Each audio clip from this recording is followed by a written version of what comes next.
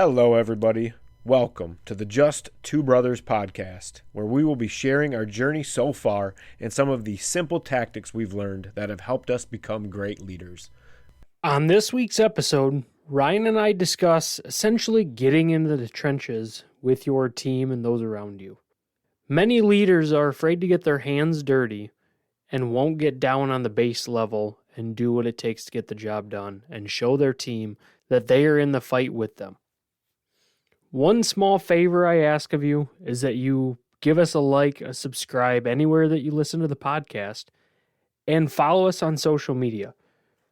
Our social media is Just Two Brothers. That's JUST, the number 2, Brothers Podcast. And that's on Facebook and Instagram, as well as Twitter.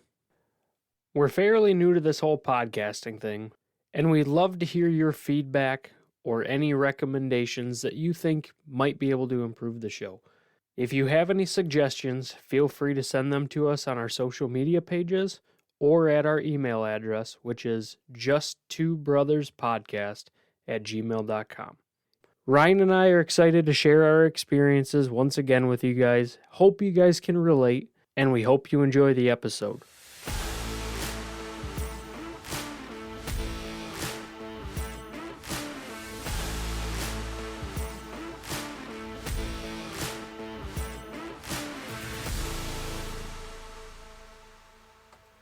Welcome back, everybody. Ryan, how's it going? Doing pretty good. It's getting warmer here. Been nice out. Just had Memorial Day. Busy weekend, but overall it was good to be outside, get some sun, and finally get to start feeling like summer in gorgeous West Michigan. Good old Michigan. We've had like 3 springs and a couple winters already, and I think fall hit for a minute there. And now it's, I think, first summer. I saw leaves changing colors like 2 weeks ago. I thought, son of a bitch, we're going through fall already. It was like 70 or 80 degrees a couple days in a row, and then it got down to like 60, and it was kind of gloomy. I was like, man, this feels like I'm ready to go hunting. Let's go. Yeah, exactly. Well, anyways, today's episode, we're talking about earning it, getting your hands dirty, and doing the job that you're essentially there to lead. So I guess just to get into it, what do you have any thoughts on that? Anything to share? Something that is said can be frequently. Some people use it more than others, but I'm sure everybody has heard it. It's do as I say, not as I do.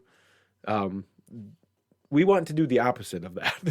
we want to lead by example. Exactly. But I did find that quote kind of interesting, and I mean, I've used it. And when you have a team's respect, you can do certain things and give people certain looks of like, close one eye a minute while I go do this, and you can say, do as I say, not as I do, and you can get away with it. But if you use it without having your team's respect, it falls flat, and it doesn't mean anything. So, but I found that line interesting. So I dug into it a little bit. That first appeared in print in 1654 in a book titled Table Talk Preaching, and it was by John Selden. The line in the book was, "Preachers say, do as I say, not as I do." And that in and of itself was kind of interesting to me, that specifically talking about preachers, but just find it interesting that line goes back that far. And who knows how much further than that. That's just when it was first printed. You're right. No, that's something I've heard that said plenty of times. I've said it more times than not, but yeah, that's interesting. It's definitely not how you want to do things. You want to lead by example, like you were saying, but like I said, there are times where you can, once you have your team's respect and it's been established, you can do certain things and say that, and people will turn a blind eye, but you have to be selective. And even then, you don't want to overuse it. You're right. But beside the point, we want to talk about leading by example today. To start things off, I guess we were talking a little bit before we started recording here. But with my background, I joined the Marine Corp. I learned a job. I learned to be good and efficient at that job. And then I got to move into leadership roles and learning how to train people as they were coming in, and then moving up in the ranks and everything that way. I did the same thing at my current position. I worked my way up, and I've done every role that essentially I would be put in charge of somebody doing. I've done every single role. So in your point of view and from your experience, do you think you need to know how to do a job in order to lead or manage others effectively doing that same work? That is a interesting question, because eventually, I believe if you are a good leader, you almost have no choice but to learn the role. So I can say that yes, you can lead effectively without knowing the job, but if you're a good leader, you will just start to learn that role. You learn it through basically osmosis then. Yes. Yeah. If you're a good leader, because you are paying attention to your team, you're getting in there with your team, you're asking them, how long is this going to take? Even like, there were plenty of times where I got thrown into a spot that I knew nothing about. When I first went to this company, I knew nothing about automotive, nothing about welding, nothing about roll mills, nothing about anything to do with this entire process. I could not have been as good of a leader had I not learned through the years about that process. Mm-hmm. But I had to start somewhere. And while I may not have been as effective as I was towards the end because I had knowledge, I was still effective. So to answer your question, yes, you can, but you will end up learning it anyways. If you're a good leader, I think you will learn how to do the job. But yeah, I think anybody listening right now is going to. So how many people have you seen put in positions that they didn't know how to do the job and they showed no effort in learning how to do plenty. that job? It happens all the time. That's the majority of your supervisors, your leaders right now. They're just about power and title and position and money and promotions and whatever. It means nothing to them. They're just in it for the climb and to see where they can go so they can swing their dick around, and it means nothing. They're not in it for leading. They're not in it for the enjoyment of working with people. I would agree. So now, with that being said, what is an effective way as a leader that doesn't know anything coming into a position or does not understand how to do that job? How have you as a leader learned how to do the job from the people that you were in the charge of? There's all kinds of different ways to go about it. One thing I like to do, and it goes for even after you know the process. Sometimes it can be pretty effective, especially after you know the process. But is to just ask somebody, how long is that going to take you? And just follow up. So you start to get a baseline for timelines. And the majority of what you're doing throughout the day is scheduling, putting out fires. It's just chaos, constant chaos. So the more knowledge you have about the length of time certain things take, the instantly you're that much more effective at your job. Mm-hmm. So one of the first things I'll start to do is asking people, how long is that going to take you? And then make a note and make sure you follow back up. Because then that they start to see that you're paying attention to them, you're listening to them, you're checking up on them.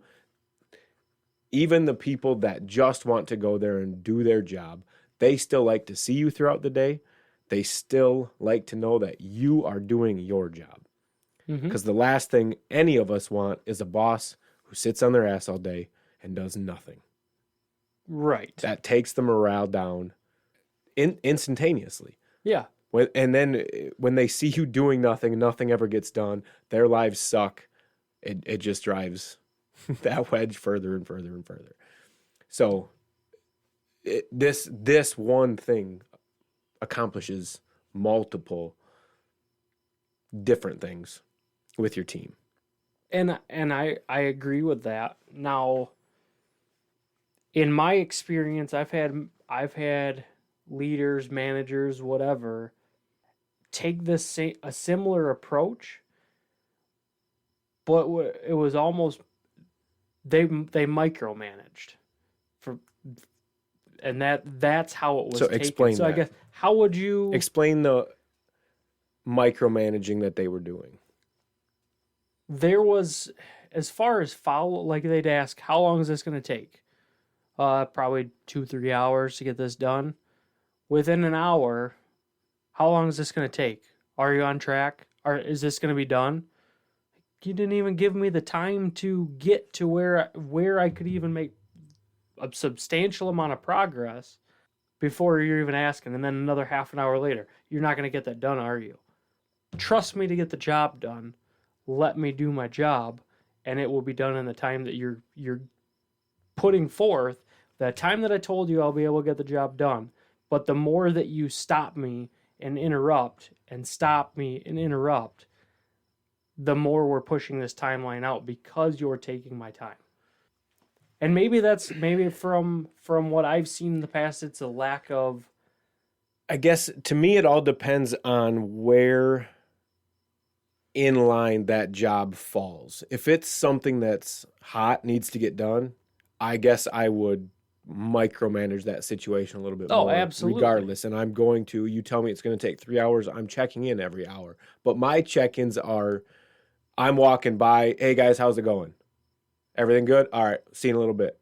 Keep me posted if anything changes. And just a quick check-in. I know you guys got shit to do. Keep doing what you're doing. I'm just making sure everything's good. Do you need me to get anything for you? Well, that's the other part that most people flat out fail at. You need to ask your team, what can I do for you? Mm-hmm. That will instantly take away that frustration that you have of them micromanaging you, because who the fuck says that? Well, and who wants to ask for help? In reality, right, but when how it's many offered, people are willing to ask for help? Right, but when it's offered, I'm struggling with this. I mean, personally, I'm going to struggle with something. I'm going to exhaust all my resources that I can before I'm going to ask for help. Right. I'm going to do what I can on my end. But if somebody comes up and says, "Hey, how can I help you?" Well, shit. Now, here's how you can help. Exactly. And I can easily throw something off on somebody. Yep. So I understand where you're coming from, and I think that's what I wanted to get out of you, was how you approach that situation. Like you got to have an understanding that, and again, it goes back to where you're not drilling somebody with questions. Basically, you're not interrupting their work. You're just a quick, "Hey, how's it going? Do you need anything?" But all right, cool. Let me know that's if having an changes. understanding of the situation and knowing, do you have the time to take those couple extra minutes to bullshit if you want to? Mm-hmm. Or are they under the gun and need to get their shit done? Absolutely. You have to assess that situation beforehand and know what you're getting into and how to approach that before you even get there. Mm-hmm. And that can change the whole tone too. But again, that goes back to checking in with your team and seeing how they're doing. And if I have the time to sit there and bullshit with you, I'm going to. Mm-hmm. Sometimes I'm not, because I got other stuff to do or whatever. But yeah, so that's one thing I do is ask, how long is this going to take, and then follow back up. I do, like you mentioned, the micromanaging, following up. If the situation is not under fire, that job doesn't need to get done right now, I won't check back in until the time's up. Exactly. Mm-hmm. Or right before or right after even, and make sure. Sometimes I'll wait till after, make sure it's done, and they've moved on to something else. And when they haven't, I find out why. Okay, what happened? And that's the first thing I'll say. What happened? Yep. How come you guys didn't hit your timeline? It's not attacking them. Just explain to me the situation so I know what's going on. And that right there, another way for you to start understanding the process. Have them explain things to you. Right. It does help to get hands-on, but at the very least, you're getting some understanding of it. Absolutely.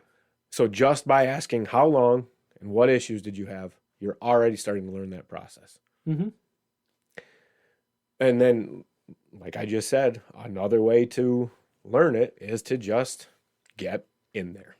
Get in and do it.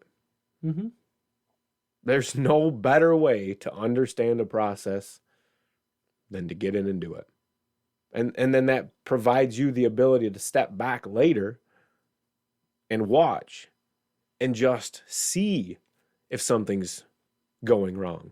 See if somebody's doing something the wrong way, the wrong order, taking the wrong steps, depending on how the process is. how time sensitive the process is and how much into cycle time and all that your company is. But you can just step back and watch a process, watch it being performed, and know if they're doing it properly or not.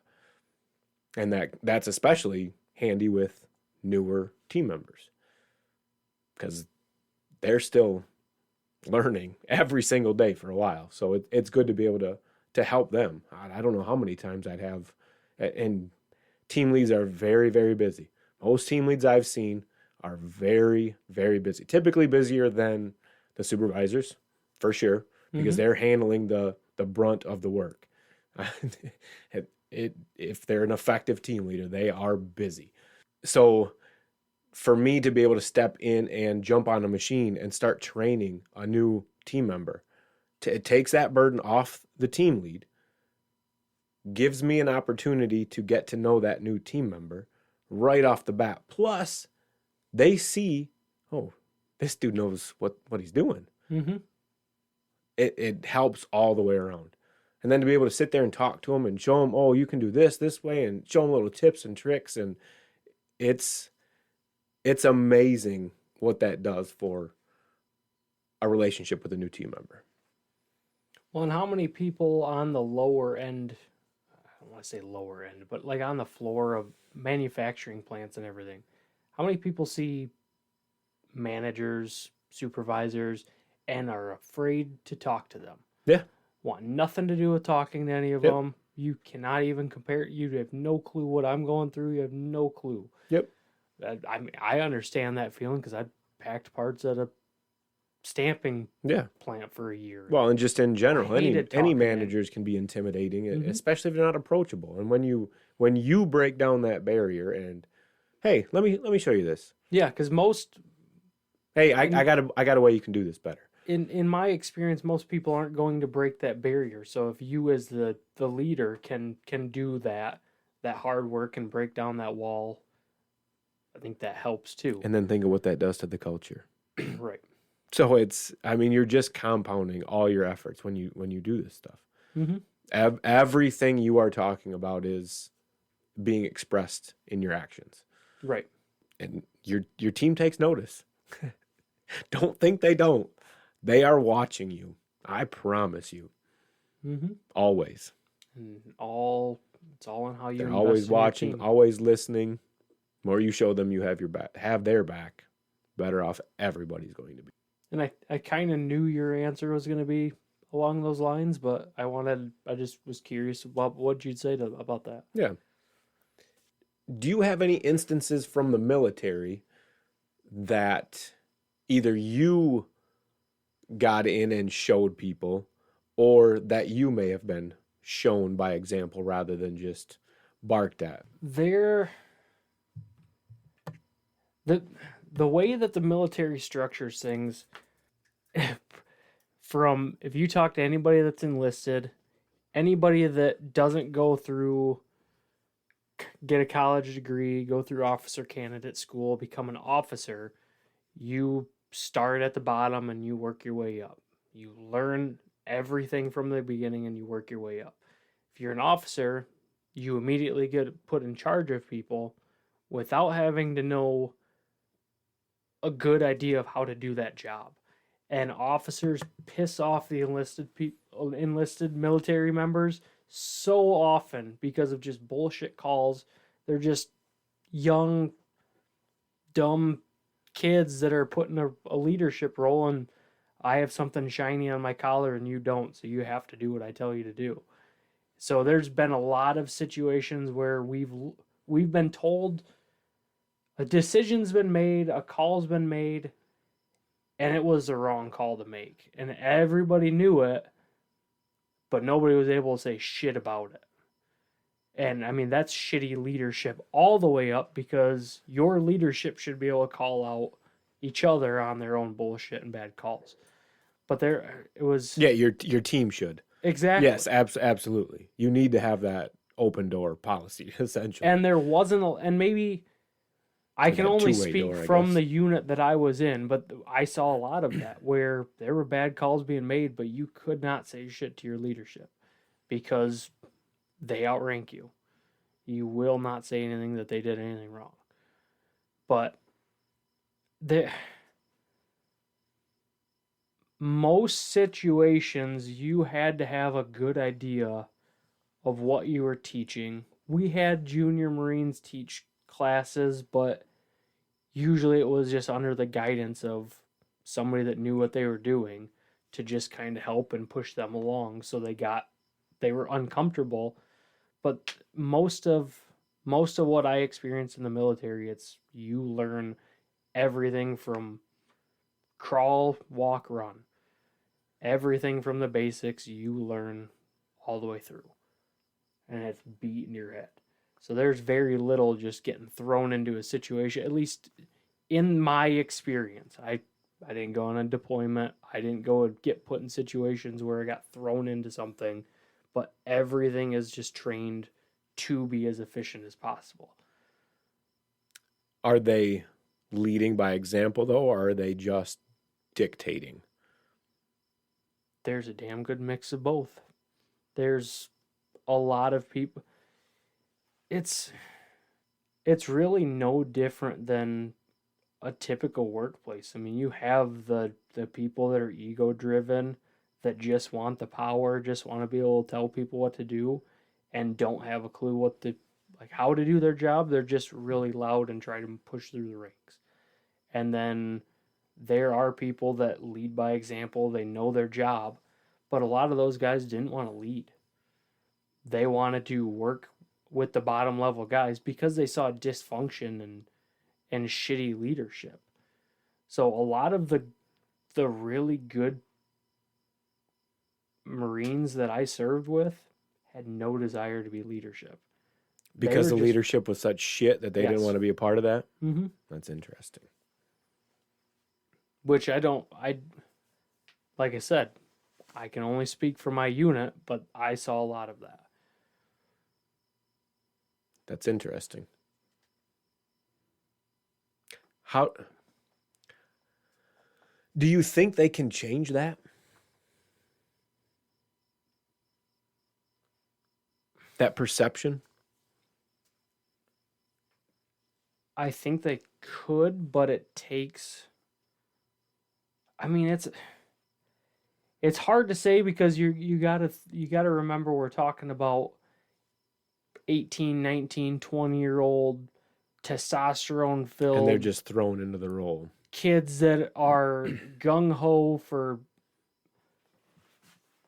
just to fight and fuck and everything else. That there's so much testosterone and everything going that it's hard to control that. I mean, it's really easy to get fired up and just scream and yell and go crazy and wild and everything like that and not learn leadership from the basics. And I think the problem is so many people learn their leadership tactics or the beginnings of their leadership from how their drill instructors start.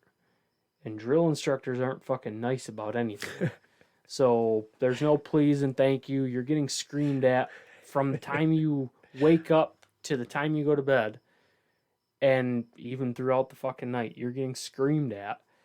And so those kids straight out of it doesn't end. So by the straight time from there getting thrown into the officer roles, and that's the only sort of, yeah. I mean, you go through all those and even OCS officer candidate school is like boot camp for officers. So you're getting screamed at, you're getting yelled at, you're getting taught how to do things, but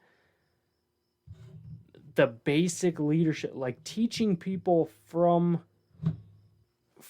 their, I don't know if inception or from starting into the military career, good leadership skills aren't honed. prevalent. They are, and there's leadership traits, there's leadership principles that are beaten in your head through boot camp and everything like that. But it's really just a matter of beating this stuff into your head.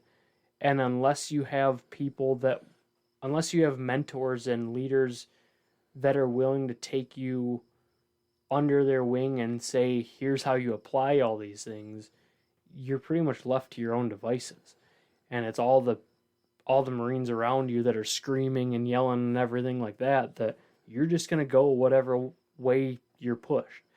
So you're going to go in the group of people that hate everything about it, or you're going to be with people that are gung-ho and want to learn, but it all depends on just the individual leaders that you have. I mean, you can have leaders that are thrown in leadership roles that don't want anything to do with being leaders, so they just kind of fuck off. At least in the reserves, where I was, because you just have to fill a position just to keep billets filled. In the fleet and everything, it probably doesn't work out that way, because if you don't want to be a leader, you're not going to get put in a role. I saw it plenty of times. People didn't want the position and they didn't care, and I don't know if I really answered the question, but it's just, well, you did. It's probably hard to. Everything's done for a reason through boot camp and training and everything like that. And I was going to say trainings and stuff like that are probably different than what it would be like on a deployment, I guess. In certain situations on deployment, I would assume you're still going to have trainings and stuff like that. But if you were in a war situation, there probably would be a lot less. I don't know. I guess I don't know. They're still going to be yelling because it's life. All sorts of dumb bullshit too, especially if they get bored. I guess I assumed in a wartime scenario there would be more lead by example situations available to you, to where it's more difficult in training, I guess is what I'm trying to say. And there has to be once you have to do your job, especially in the combat zone. You have to lead by example or you're dead. And that, I guess that's what I was trying your bad examples are going to get themselves killed, and then you'd no longer have bad examples anymore. So problem solved. As terrible as that is to say, that's what shitty leadership gets you in the military, is it gets people killed. Yeah. And that, I almost wish that transferred, that the depth of the situation transferred with people as they transitioned out, or in the civilian world, because there's no, like, what's the worst that's going to happen? I'm going to lose my job. I just go get another shitty job, right, and go keep doing the same thing at another company. Like, I really don't give a shit. There's no sense of like this, I have to do my job to the best of my abilities or people are going to get killed. Yeah. And I don't know. No, and that's a good point though, and that's more prevalent today than it ever has been. People don't want to do the shitty jobs. Mm-mm. They see people making money on YouTube and whatever else, playing video games and all kinds of craziness, and they don't want to go work in a hot, sweaty, nasty shop or go to war or any of that stuff anymore. They want to sit in their nice, comfy homes in pajamas with the air conditioner. It's the sad reality of where we're heading. And that's why we're talking about the things we're talking about, though, because you have to start approaching shit differently, or you're going to lose everybody. Right. You have to work with some compassion, some empathy, or people aren't going to stick around. And that's where leading by example comes from. Did you have any times where you were able to lead by example? Were you put in any situations or scenarios where you were able to lead by example rather than just yelling and screaming? I know you've talked before about some of the different trainings you were on and that one that you got the award for, but I mean, there's plenty of times where you're put in a situation where, I mean, things get difficult. I mean, if you think about it, though, leadership could be something as simple as a conversation that maybe somebody else saw, or you took a second to pause and go give somebody a piece of advice. That's leadership. It doesn't have to be some big action where you're showing somebody how to do something. It can be a small action that people can start to take notice of. See, and I give a lot of people, a lot of people that I work with come to me for like personal advice. And I mean, for random stuff here and there. There was a girl that I worked with a while ago who came to me and just mentioned loaning money to somebody and not sure how it would, like, if it was a good idea or anything like that. Just a coworker having a conversation. And I don't know if I should do this. It feels wrong, but I don't feel I want to do the right thing, but I feel bad about it and I feel like I might get screwed. I don't understand what I should do and I don't know what to do anymore. I have experience in that situation. I've loaned people money. I've been in that situation. Of just my experience from making mistakes and being in her shoes before. I mean, that she came to me for a bunch of stuff after that just because she knew, hey, you've been through some of this stuff that I can actually come to you, even though this isn't even work related. Like I feel comfortable coming to you and talking to you about things because it's not just 100% about work. So nothing specifically from the Marine, and that's fine. I mean, if you can't think of anything from the Marines, it's got to be more difficult in those kinds of situations because, like you said before, it's life or death. Get your ass over here now. There is no, let me show you how to do this. Well, and I can't say, there's no niceties in that kind of stuff. Like I said, I didn't go on any deployments. I didn't have any combat experience, even though my job was a combat role. But I mean, we did long hikes as a battalion, as a company, and things like that. 5, 10, 15-mile hikes. And I mean, we do a hike with 60, 70 pounds on our back, and you're walking up and down hills through sand and everything like that. And you got 12 other Marines in your squad that are right behind you. If they're falling out and you're falling out, you're getting tired, you're starting to fall behind, you have to lead by example by not being the one to give up. So even if you think, I mean, there's so many times where I didn't think I could keep going. I didn't think I could pick my legs up anymore. I thought I was going to pass out, just dehydrated, anything like that. But I had Marines that were behind me that if I fall out, they're going to fall out. If they see that I'm their leader and I can't do this, why the hell, how can I, as their leader, expect them to do what I can't even physically do? So I'd push myself to the point where I'd never once fell out of a hike. And there were times too where when we were in Vermont, we did a hike too. We were walking up an icy hill, and there was a company from Alabama, and there was a sergeant in one of their teams who started crying and walking back down this hill because it was too hard for him, and he was having a hard time getting up the hill. So with all my shit on my back, screaming at him and everybody else to keep going, I grabbed his pack. When he was walking downhill, I grabbed it and I dragged him all the way up to the top of the hill. And everybody in his unit came up to me like, "Why the hell did you do that?" Said, because he was going to fall out and he was going to fail everybody in your company, everybody that he represents, he was going to let down because he was giving up. I'm not going to let that happen. He's coming with me. Where one way or another, he's going to make it to the top. Whether I have to drag his ass or I'm going to motivate him to do it. I don't care who you are. I'm not going to watch you fall out if I'm still going.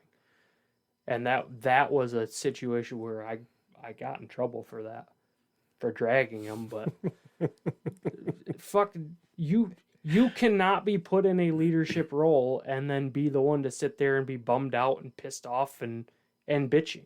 Because everybody's going to look at you like you're a big fucking joke. And I saw it all the fucking time. So many people want to just lead by example, but their example is shit. Yeah. So you give shit, you get shit. Yeah, and a saying in the Marine Corps that I heard a lot was you inspect what you expect. So everything that you expect from somebody, you're going to inspect them to that level. But you damn well better be able to be on par or above and beyond what you expect from your Marines. Right. Because they should be able to turn around and check you for the exact same shit. Right. And I'll be damned if they're going to catch me with something that I'm expecting you to have. And that should apply to everybody. 100%. If you expect your people to show up on time to work, damn it, you should be on time. You made a comment a little bit ago about how can I expect somebody to do something I'm not willing to do myself? And that couldn't be more true either. I've said that many times. I've seen it said many times, seen it done many times, and it's absolutely the truth. If you're not willing to get in and do the shit you're asking somebody else to do, then don't you dare ask them to do it. Mm-hmm. Don't you dare. That's just wrong. Exactly. Well, and Now, the shit I don't want to do. Oh, absolutely. Well, and there gets to be a point to where, yeah, I am the boss. I am going to make people do the shit I don't want to, but it's not to say I can't do it. Right. It's just I'm not doing that. Right. Sorry. That's my prerogative. But so how about the firefighter, being a firefighter? This one I was curious about too, because I feel like I know what this answer would be, but again, curious. Same situation or same question? Yeah. Or what? Do you have instances where you were able to lead by example or where you saw leadership by example? I didn't. The fire department was a little bit different. I was never really in any leadership position with that. We did get to lead some trainings and things like that, but I met some awesome guys on the fire department, and I've kept close with a handful of them. But there's a couple of them that stuck out to me where they'd show up and they'd do something like we did pack inspections. So all the air packs that you go into a fire with, they're called SCBAs, self-contained breathing apparatuses. Scupas. Yeah. Almost. The fire department goes through every month, and we did an inspection on them. So we'd have to go through, inspect all the straps, inspect all the gauges, make sure nothing's dirty, everything's clean, make sure nothing's frayed, the hoses aren't cut up or anything like that. So you're not going to go into a fire and have your pack take a shit on you or blow up or fall apart or anything like that, because you're going to die. The officer that I worked with on that, he was there every single month. He was doing that inspection regardless if anybody else was able to show up or not. So he would say, pack inspections tonight, we're going to do it at this time, who can show up, I got to get it done, whatever. He was going to be there regardless. I was there every time I possibly could. I think I was on duty those nights, so it worked out. But him just showing up and saying, I'm going to be here, who can help me? I mean, that alone was, he's setting that example. He's going to do that job regardless. If anybody on his team is there to help him, that's what's going to help this process go faster. I mean, it wasn't anybody else's responsibility, but he still was able to say, I need help. And then you knew who was going to show up. and you knew the people that would be there to take care of him, and we'd all work together to get the job done. But he set a lot of good examples of he just, regardless of whether he wanted to do it or not, regardless of whether or not we just got off of calls for 6 hours, we still have to get it done tonight. I guess I'm staying alone and doing it. Well, guess what? I'm going to stay now too because you're staying it inspires you. Exactly. Yeah. And that's what I like in a leader is if you're willing to do the work, you're willing to stay late, you're willing to set that example, I'm going to be right there with you. Yep. And I mean, that's just me, and that's something I've taken from the Marine Corps is we're there till the end. The job's done, everybody's done, then we can leave. And that was something big from the fire department that I saw. Now, I saw a lot of bad leadership too, or people would say, oh, you got to do this, or you have to wear your packs, you have to wear your mask, which by all means, it's 100% what you should be doing. There'd be officers that would go into fires or walk around without any of the safety gear. This is how we've always done it. You guys got to do it, but I don't have to. Same, the do as I say, not as I do. And there was a lot of that. But a lot of the guys in the fire service have been doing it for 35, 40, 45 years.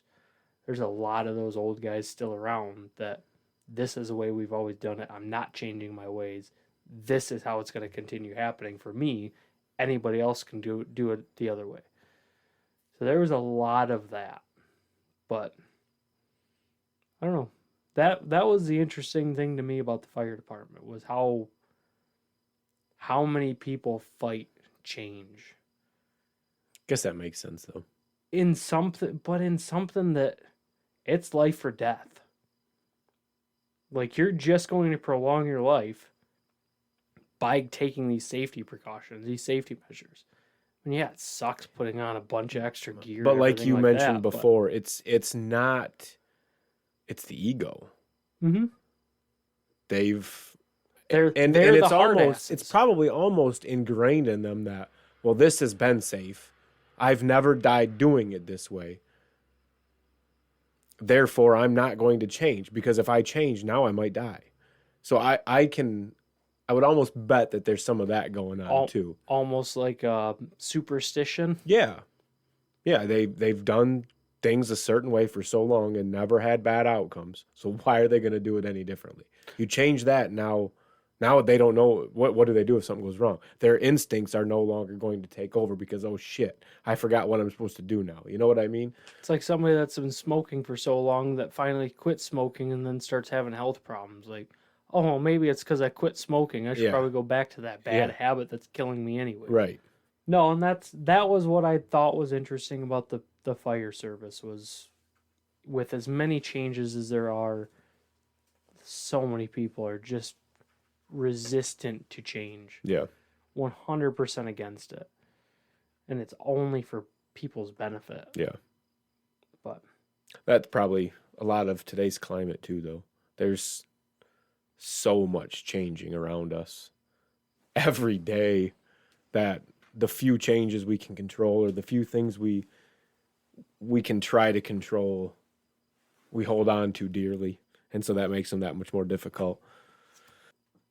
This episode of the Just Two Brothers podcast has been brought to you by us. All we ask of you is to subscribe wherever you listen to podcasts and follow us on social media. We are J2B Podcast. So I'm going to turn that back around on you. I know we talked about like your experience before owning a company and everything like that, but what examples have you seen from leaders you've had of leading by example or doing the exact opposite? Because I've given you examples of the military and everything like that, but how about from a manufacturing standpoint? Something that a lot of people I think can relate with. It's hard for me to say much about leadership in the manufacturing, like of my leaders in the manufacturing world, because I had very few. I didn't spend much time in manufacturing in true traditional manufacturing as a floor employer, as a shop employee. I didn't, general labor, or whatever you want to call it. I didn't spend much time as that type of laborer. Most of my time working was spent in the cabinet business, which is quite a bit different from working on a line in manufacturing. I did have my time, but my leaders weren't very. One of them was a union shop that I worked as a temp. A lot of it was through temp agencies when I was younger and dumb and couldn't hold a job and didn't want to hold a job and whatever. So yeah, most of it was bouncing around in temp agencies. Worked at a glass place. I worked at, where else did I work? I don't even remember. I just drew a blank, but I had another furniture. That one I kind of did work on a line, but that one was still a little bit different. That I do actually have that one. So one of my woodworking jobs, I started out sharpening the knives for molders. The molders run boards through, and they make your trim, your crown molding, stuff like that. So I had to sharpen all the knives for the heads that went in those and cut all of that. And the plant supervisor, plant manager, whatever he was, I remember him quite often out running equipment. He would be the one covering the machines through lunches. If something had to get on a truck, he was out there either running the machines or wrapping the parts to get them on the skids to get on the truck. So I do remember him often working and showing that way, like, hey, this has to get done. I'm going to get in and do it. And obviously that made us all realize that he knew what he was doing, and he had been there for a long time. Most of the people there had been, so they knew he knew how to do everything, and that respect had already been established with him. But for me, it was different seeing a boss run a machine, especially through lunch. Like, what are you doing? So I do remember that. Other than that, I don't have much experience with manufacturing. It was mostly working with what would be my future partner in the business in the cabinet area. And I've said that already, how much he led by example. And that's where I took a lot of what I know from. And just because of his passion, we all got behind him. And that passion was, he was right there in the trenches with us every step of the way. Yes, he still had his owner responsibilities that he had to take care of. So there were times where he wasn't around or he was up. He did all the drawing and stuff like that. So he was up doing all of that kind of stuff. But a lot of times he was down working with us, building stuff, spraying stuff, fabricating with us. Yeah, and I remember going and putting in time after working 10 hours and going and hanging out at the shop and helping you guys out too. And he was always out on the floor bullshitting, laughing, helping. Right. It was always a team effort from everybody involved. Absolutely. And you guys held accountability to that team effort. Whereas I guess I haven't seen that in a lot of other places. Yeah, and that's what's nice about the smaller companies. I mean, we had, I think, 8 total people there. So that makes it that much easier to bond with everybody. But that's where I got most of my experience of this is how it's done. And I've said that before, but like his level of passion for it just drove you to another level. It made you want to do it. And that's where I took it from. I've taken that and run with it. Because that stands out to me. The passion for it. You can move mountains with passion. Yeah. You really can. Because it gets into everything you do. You can't help but lead by example when you're passionate. Right. Yeah, and it just takes over. Bleeds into every other category. When you're excited about it, you want other people to be excited about it. So you're that much more willing to, let me show you this. Let me teach you this. Whatever it might be. And people are excited to ask you questions and learn from you because you're excited to teach them. Exactly. So that's why it's critical to find something you're passionate about. Because then leadership comes naturally. You want to do it. You don't even realize it. Right. You just do it. You want other people to have the same experience that you're having. Yeah, absolutely. With whatever it is. So yeah, I don't have much experience in the traditional manufacturing sense. Mine was more smaller shop with that strong team, but I know the power of leading by example because of that. Mm-hmm. And I was able to take that into my own manufacturing experience and show my team how to lead by example. Right. And yeah, I have so many examples of doing stuff. And we were talking a little while ago, and I told you I don't know how many times I could have to do something, whatever minuscule task it was, move parts from here to there, count parts, do whatever. My team and I had such an awesome understanding and level of respect for each other that all I would have to do is go grab gloves and start to even make like I was going to do whatever it was. And I'd have at least one person, if not more, most times more, come up to me throughout whatever. You want me to do that for you? You don't need to. I know you got plenty to do. Let me do that for you. I'd always no, don't worry about it. I got it. You guys got your own stuff to do. I want to do this. Yeah. So they couldn't help but come help me because we just had that level of understanding with each other. Mm-hmm. They knew I had my own job to do. They knew I didn't have time for whatever it was I was doing, but I was going to do it anyways. So if they can offer to help and take that off my plate, they're going to, just like I would for them. Right. Because we had established that level of respect with each other. But I've trained employees on machines.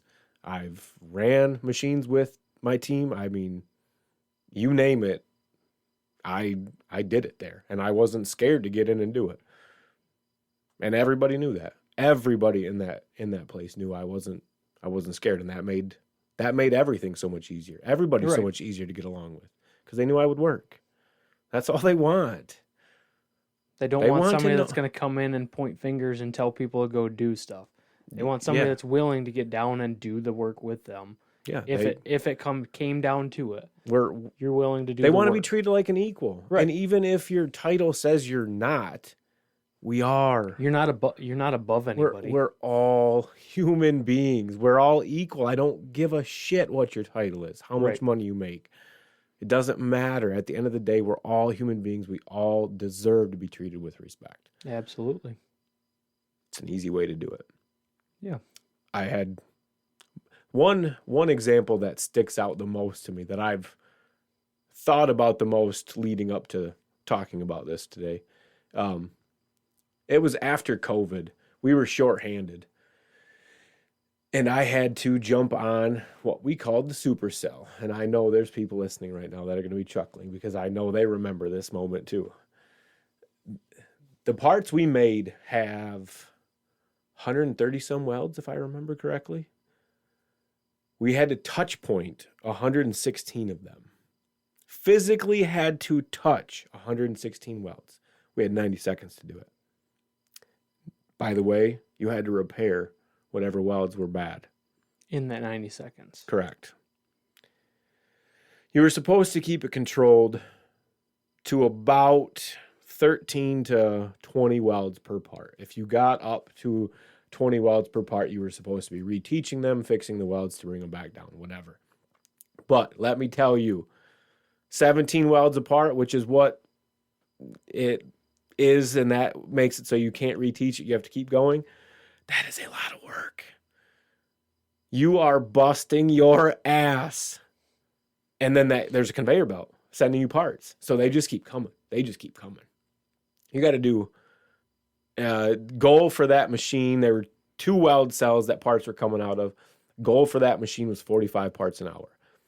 So should be doing 22 to 23 parts every hour. It's moving. And yeah, I chose to do that for 4 hours. I think I ran that machine for a week. Let me tell you, though, nobody could load that machine faster than me. I promise you, still to this day, I could go over there and I will outload anybody on that machine. That's just because I move fast. I walk fast. I just move fast. Find the most efficient way to do it. I can load the hell out of that machine. Reweld? Nope. I can do it. I can keep up somewhat. But even that day, like, so back to that story, I had to jump on for like a week, and yeah, I got stuck rewelding quite a few different times. And one, like, you rotated every break. Well, the first chunk was 4 hours. I got stuck with it a couple of times for 4 hours straight. That's time flies. But you're moving, man. Like, Busting your ass. it's work. That also provided an opportunity for my team to teach me. You know what that does to your ego? If you have an ego that gets in your way, do you realize what that will Kills do to it that? very quickly. Yeah, You get humbled. You have to. If you really want to learn and do that, humble yourself and take that advice. Man, I learned so much that day from my team. I would not have made it through had I not had my team showing me how to, hey, you got to do this, you got to do this, that'll help you go faster. All these tips and tricks. I'm a quick learner, so I was able to adapt quickly. I'm still not excellent at it like they were, but I relied on my team. So that provided me the opportunity to end up leading by example because I got down there in it with them. And then any other time we needed to, everybody knew I could jump on, and I would. If I needed to, I would jump on. And I had no problem with it, and they all knew that, which I can lead by example right there. But that also, like I said, gave my team a chance to teach me. And then I learn, and I appreciate the advice they gave me. Now we're equals. My title doesn't mean anything anymore. Right. Now I'm one of them. You're just another operator. Now I'm one of them. You just got to... You're in the trenches with them. Yeah. You're fighting the same battle. That wall that everybody talks about with management and the floor, that wall was gone. Gone. That quick. Mm-hmm. And I remember people still talk about that. I still remember that. Like it was kind of a big moment, I guess you could say, because it proved a lot of things to a lot of people, myself included. It was probably good for you. Yeah, I don't have issues with that. Right. But it's always good. I jumped on the line because I was too pissed off and didn't want to do anything else at the time, and got sick of having my time and talent wasted because we were running a skeleton crew. That was right during COVID. Like, nothing was up and running yet, but they called people back. And when I'm spending my entire day cleaning fans for weeks at a time, literally cleaning fans, I get frustrated. Yep. I have so much more I could be doing with my time. Right. Your time's worth more than that. You have more potential than that. Exactly. So I was pissed. Mm-hmm. And I ended up saying, fuck this. Put me on the line. That's where I'll be for right now. Yep. That's where we need people. Put me on the line. I'll run it. So it wasn't by my choosing to, oh, hey, I'm going to go learn how to do this. I knew how to load it already. I hadn't learned how to re-weld, but I took that. It's like, fuck it. Let's do it. Yep. I was just thinking about this while you were talking.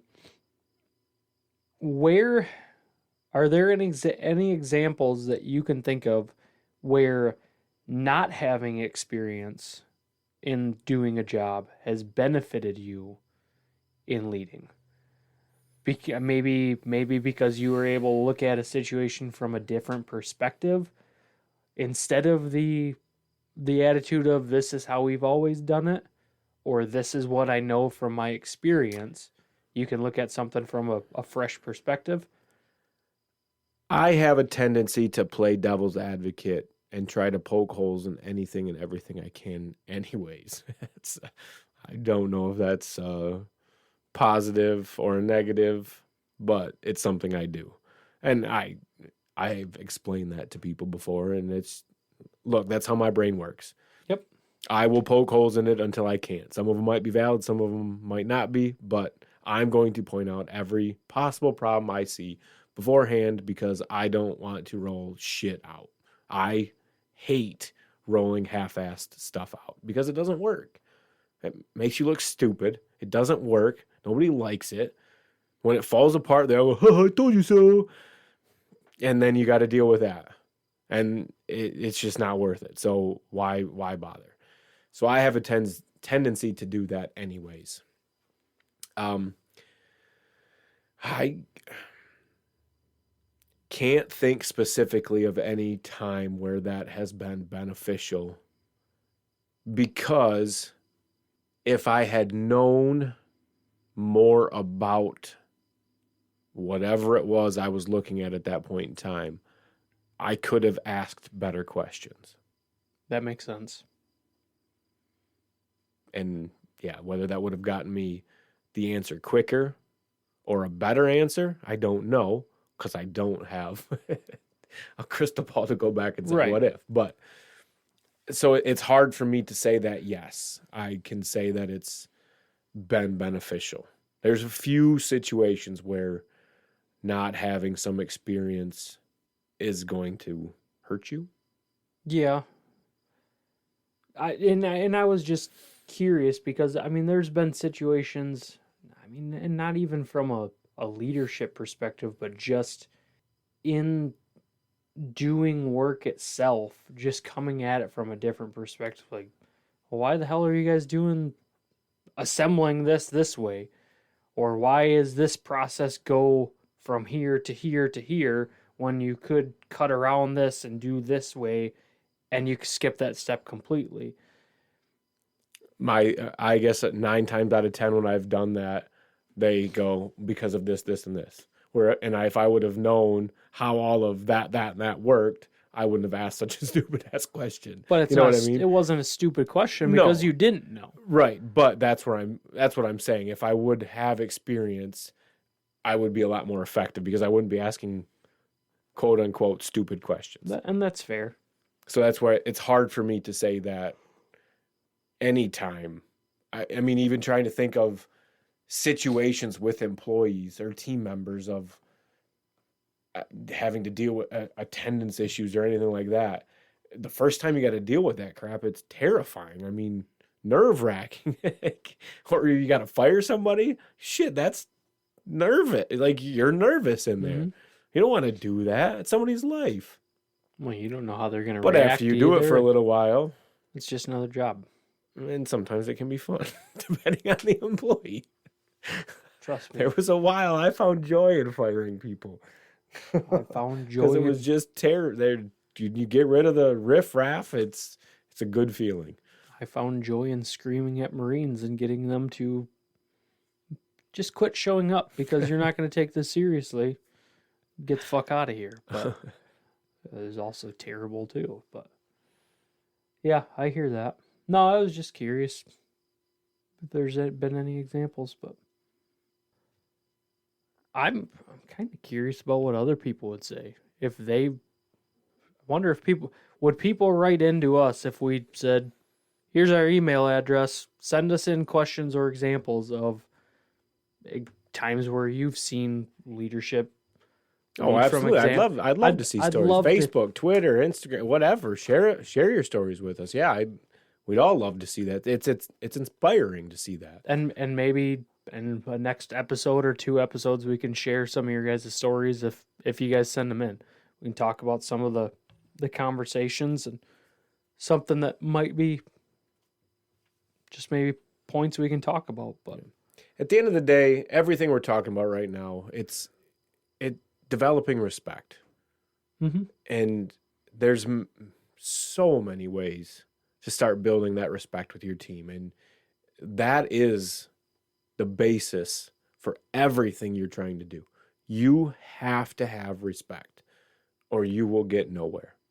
Everything you do will be for nothing because your team doesn't respect you. Right. And you've got to respect them. You need to respect them. And that's where this leading by example comes in, because if you get down there, get in the trenches, get your hands dirty, get after it with them, you will respect them because, damn, you guys bust your ass every day. Makes it easy to appreciate the work that they do for Absolutely. you. And they're going to see that you're not there just to jump ranks and move up in the company. You actually want to. And maybe at the end of the day you are. Right, but that doesn't stop. that's perfectly fine for that to be your goal, Right. but you still need to look at the big picture and take it seriously and see people for individuals. Exactly. And build the team. Absolutely. Because regardless, it's eventually it's going to catch up to you. If you're a shitty leader at the base level, you're going to continue that shitty leadership all the way up to the top. Right. And you're just going to take people down with you. Right. And you're not going to build a good company. You're not going to... Unfortunately, if you can be effective, you can be an effective poor leader. Exactly. And those are the ones that get moved up the ladder and get it. But that's where we've got to change that mentality. Right. You can be a good person, a good leader, and still move up the ranks. Right. Still move through organizations. Still get those promotions you want. You don't have to be an the egotistical dick. Right. You can be a good person and be damn good at your job. 100%. Get out of your own way most of the time. Yeah. Because most of it's your ego. Exactly. Set your ego aside. Swallow your pride. Mm-hmm. Yep. Let it humble you a bit. Yep. Everybody needs to be humbled once in a while. Absolutely. That respect is everything. Everything. Yeah. And that sums it up. Pretty much wrap up this week, I believe. And kind of leads into what we're going to talk about coming forward. So our next couple episodes, I think we've got something. We've been waiting, trying to figure out how we were going to do it, but I think it's time to let you guys into the secret. The whole podcast is about leadership. I've mentioned it a couple of times throughout the episodes that I kind of have a process that I go through when I take over a team or when I'm trying to lead in general. I kind of have a process, and we want to share that with you guys. Yeah, I'm excited to learn about it. Break it down. I have no clue. I've told him a little bit. He knows some of what we're doing. Like I was just saying, everything we've been talking about the last couple of weeks is all about developing respect. Not only for your team, but your team developing it for you as well. And that's where we start. That is step one, is respect. So with that, we're going to leave you guys on a cliffhanger. Make sure to tune in next week, and we'll give you our process. Thanks for listening, everybody. Hope you enjoyed.